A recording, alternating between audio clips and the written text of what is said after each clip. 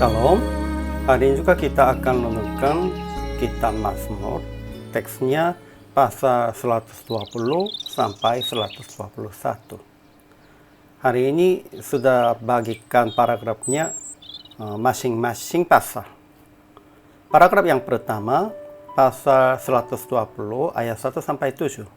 Pemazmur memohon kepada Tuhan akan melepaskannya daripada bibir dusta, lidah penipu. Paragraf yang kedua, pasal 121 ayat 1 sampai ayat 8. Hanya Tuhan yang tidak terlelap dan tidak tertidur menjadi penjaga Israel. Ia naungan kita, akan menjaga kita sejak pagi sampai malam dan keluar masuk kita. Kesimpulannya, pemazmur berkata bahwa Tuhan menjawab ketika dia berseru dalam kesesakan. Kemudian memohon lagi akan melepaskannya daripada bibir dusta, lidah penipu. Biasanya orang-orang mencari pertolongan dari orang-orang sekitarnya. Tetapi pemazmur mengaku bahwa hanya Tuhan yang tidak terlelap dan tidak tertidur itu menjadi penjaga Israel. Ia naungan kita, akan menjaga kita sejak pagi sampai malam dan keluar masuk kita juga. Orang Israel mengaku bahwa hanya Tuhanlah pertolongan kita sambil bernyanyi-nyanyi ini. Ajaran tentang Allah. Pertama, Tuhan menjawab ketika kita berseru dalam kesesakan. Kedua, Tuhan yang tidak terlelap dan tidak tertidur itu menjadi penjaga bagi Israel dan bagi kita.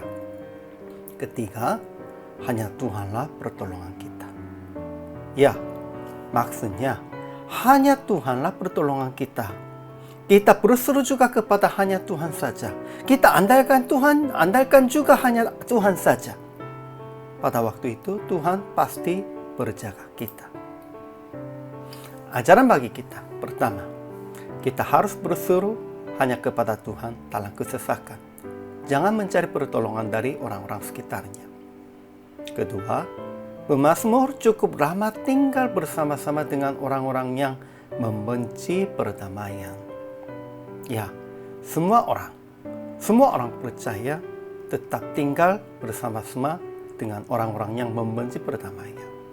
Ketiga, orang-orang yang berdusta dan menipu seperti suku Mesek, Kedar akan dibinasakan dan menjadi kejijikan bagi orang-orang.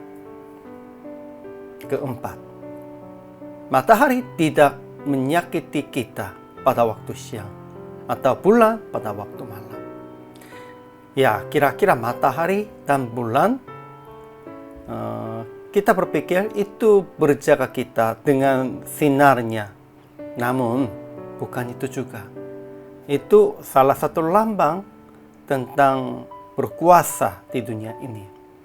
Sekalipun merekanya kelihatannya bercahaya kepada kita, namun mereka juga menyakiti, mendusta, dan melampar kita. Namun di dalam Tuhan, mereka tidak bisa menyakiti kita. Aplikasinya, pertama, berseru hanya kepada Tuhan. Jangan mencari pertolongan dari orang-orang. Kedua, sebagian besar orang dunia tidak mau berdamai dengan orang lain karena keinginannya besar. Ya, mereka tidak mau berdamainya karena keinginannya besar. Namun orang percaya akan menjadi pendamai di antara mereka. Sehingga orang percayanya harus meninggalkan segala sesuatu dan segala keinginannya. Ketiga, jangan merasa takut menguasai dunia ini sebab Tuhan menjaga kita. PR praktik. Hari ini menjadi pendamai di antara orang-orang dan mengorbankan Melek untuk damai mereka. Kalau kita meninggalkan segala sesuatu, keinginan diri dan milik juga, memang kita pasti bisa menjadi pendamai seperti Yesus Kristus. Dan Tuhan pasti menolong kita dan pasti Tuhan naungi kita. Selamat melayani. Tuhan memberkati.